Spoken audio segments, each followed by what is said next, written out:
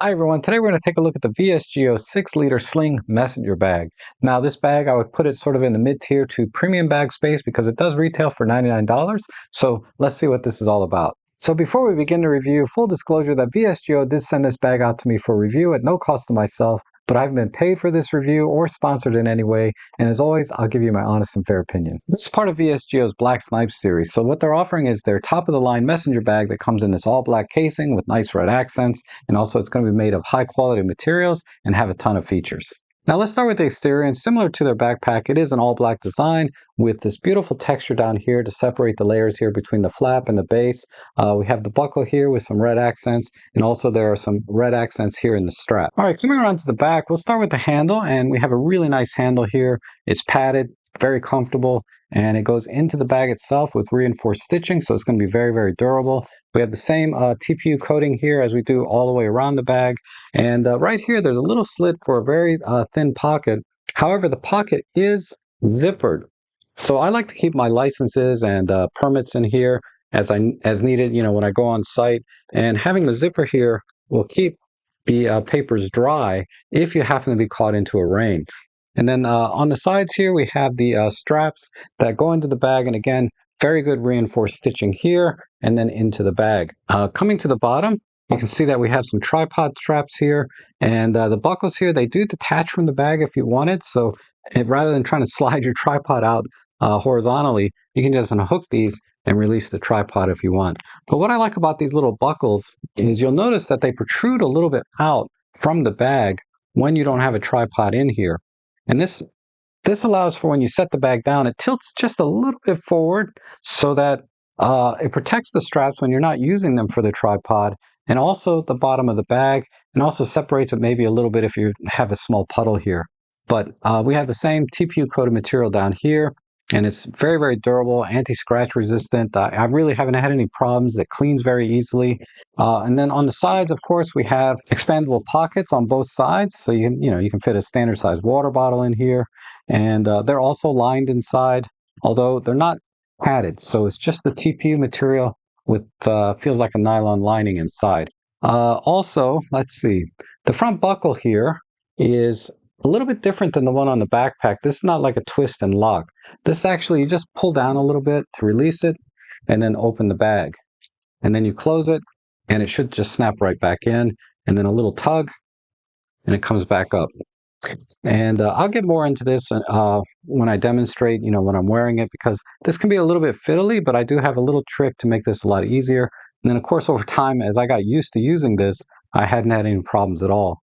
Here on the left side, just like on the backpack, the flap is magnetized, so it'll stay nice and flush with the bag. So far, pretty standard features as far as messenger bags go. However, things change when you open this external flap. Now, the first thing I noticed was how the zippers go down the front and all the way to the bottom of the bag. And at first I thought that was so that you could have easier access to, say, items in your bag, but it's actually for a different reason, I think. Also, they're using rubberized zippers here. So these are rainproof YKK zippers, which is, again, top of the line component. And you'll also notice that the bag here, where the internal flap goes pretty high up to the external flap. And this is very, very clever, because what this does is as I'm closing the external flap, it creates a little fold here so that even like in a heavy downpour of rain, and if you have the bag on your back and it's tilted a little bit, rain can come in through the sides. In every messenger bag, your gear is going to get wet, right? But with this bag, it's going to be virtually impossible unless it's like magic rain or something. There's just no way water is getting inside your bag when you have these zippers all the way extended up. All right, now let's look inside. So first, there's a little pocket here that has a magnetic clasp here, so it stays closed. It's not zippered, but that's okay because, when your flap is closed, rain's not going to get in here anyway. And it's really thin also, so I might put like my color card in here. And there's also a couple of smaller pockets inside here, which maybe you could fit a memory card or something, but this pocket's a little thin to be doing much more than, say, color card or small notebook. Now, let's go ahead and open this up. And as I mentioned earlier, the zippers go all the way down the front like this. So, yeah, this gives you really easy access to the inside of the bag. All right, now taking top-down view, you can see that we have another mesh pocket here with a zipper, so it can put cables in here and microfiber cloth. And then I wanted to show you how much stuff I can actually fit in this bag. Again, I'm shooting Micro Four Thirds, so a lot of my stuff is pretty small anyway. But this is my everyday setup. So I have my OM3 here with 12 to 40 Pro, and then I have my 40 to 150 kit lens. And over here, I have my 60 millimeter macro lens. I have my radio trigger here, and then I have sort of all my various filters that I like to use. And then finally, I have my Godox V1 flash, and you'll notice this is fully extended, and I can put this straight up and down in the bag, and there's still plenty of room here. It's well within the tolerance of the height of this bag. So you could probably fit like even a 70 to 200 here on a full frame camera, depending on that lens. But you'll also notice that the dividers here are also adjustable, and I can move them left to right. But also this front divider here is adjustable. So I can move this back a little bit so I have a little more room in the front if I need it. Or the way I have it extended all the way to the edge of the front of the bag so that I have as much room inside as possible. Now, I mentioned this ledge here has another purpose. And I think that's so you can use this as a soft surface to put your gear down. So if you have your bag, say, sitting on a concrete wall or a rock or something, you don't have to put your gear down on that surface or on the ground and get it dirty. You can do everything right here with this sort of like little mini table. And I found this very, very useful when I'm like trying to find a specific piece of gear. I can just rest my gear here so it doesn't get dirty or scratched while I'm shuffling through inside the bag. So I'm going to put everything back in here real quick, just so you can see.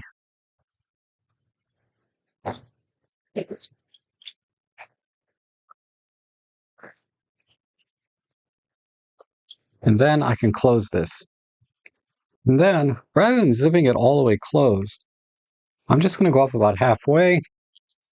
I can still close the outer flap and lock it if I want, but this allows me to get quick access to everything inside when I'm wearing it. But what I like to do is, rather than leaving this flap sort of there, right, because it's a little fiddly, like when I'm trying to get things out, it can get in the way and it's hard to see things.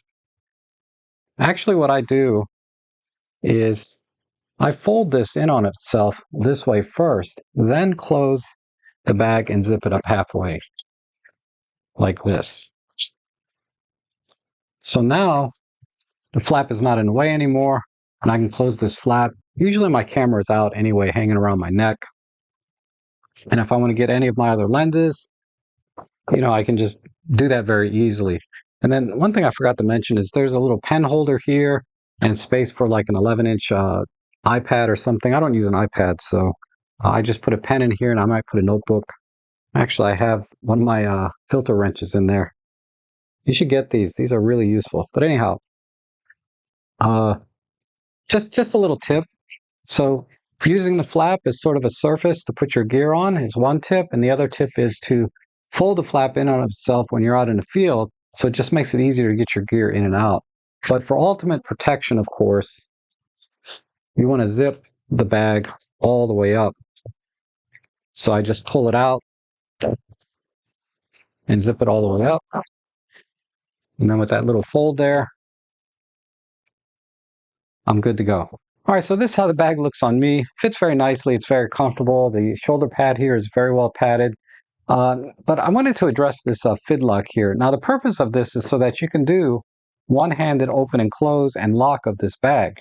No problem. Now, I'm kind of used to it, but at first I was having a lot of problems because when I had the bag on the table here, the bag's relatively rigid. It's holding its form. Uh, the lid open and close and locks pretty easily. But when I have it on my shoulder, right, the weight is distributed differently and the bag may not hold its form exactly in line, right? So you'll notice that when I let it drop down, it's actually not locking or securing. So, and, because it's hard to see from this angle, I was doing things like this, trying to get it to lock, and it was really frustrating. So now it's locked.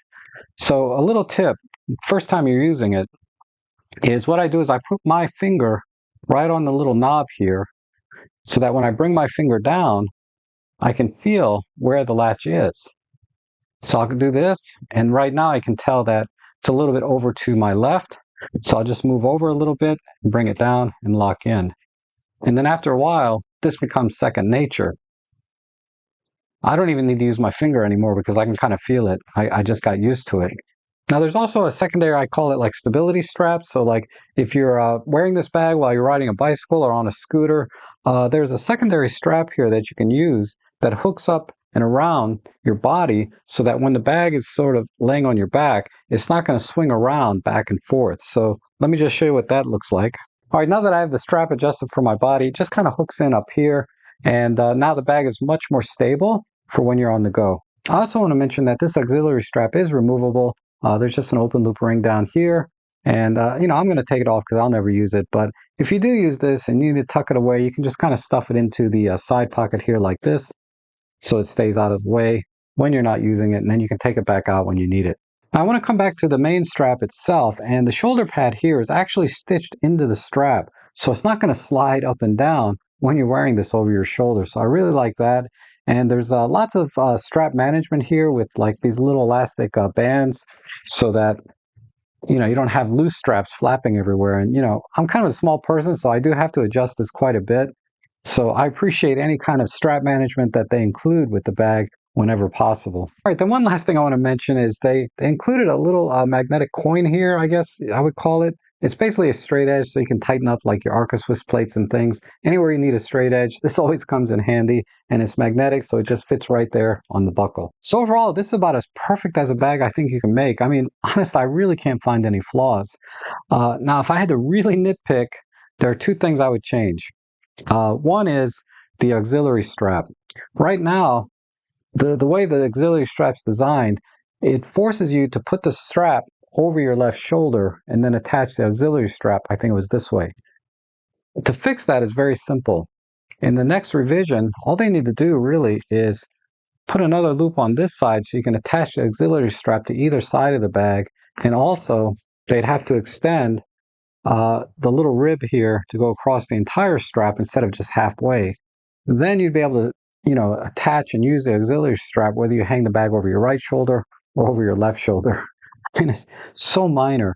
And then unlike their Black Snipe backpack that I reviewed, the side pockets here don't have a little grommet here for water to drain. So if you're caught in a sustained heavy rain flow, water could accumulate in here and it's not going to drain out. So you'd have to kind of tilt the bag upside down to get the water out.